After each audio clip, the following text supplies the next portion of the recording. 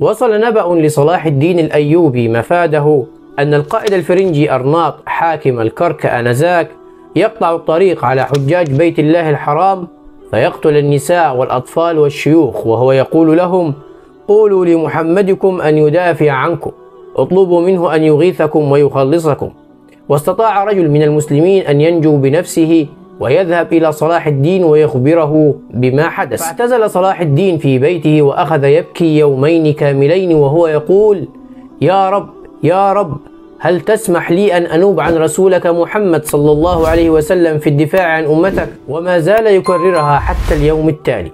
ثم أعد الجنود ثم قام فيهم خطيبا، وكان مما قال: يا جند محمد صلى الله عليه وسلم، إن أرناط حاكم الكرك قد علا وتجبر في الأرض وقتل حجاج بيت الله الحرام وسفك دماء الأطفال والنساء، وهو يقول: قولوا لمحمدكم أن يدافع عنكم، وأنا وهبت نفسي وروحي لأنوب عن سيدي رسول الله محمد صلى الله عليه وسلم في الدفاع عن أمته ولا أقص رقبته، فمن أراد الذهاب معي فليلحقني. فقال الجند كلهم أجمعون وبصوت واحد: كلنا فداء لرسول الله صلى الله عليه وسلم. وعندما دارت معركة حطين وأسر أرناط قال له صلاح الدين: أنت الذي كنت تقول لمن كنت تقتل من حجاج بيت الله الحرام: قولوا لمحمدكم أن يدافع عنكم؟ قال: نعم. فقال له صلاح الدين: وأنا العبد الفقير إلى الله الذي تراه أمامك قد ناب عن رسول الله صلى الله عليه وسلم في الدفاع عن أمته، وسأقص رأسك.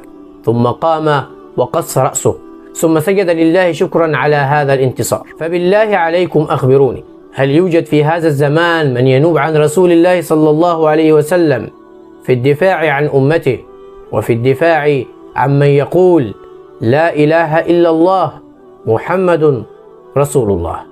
فلله درك يا غزة، لله درك يا فلسطين. نصر الله مجاهدين في كل مكان، نصر الله كل من يدافع عن قول لا إله إلا الله سيدنا محمد رسول الله. دمتم في أمان الله، صلوا على رسول الله.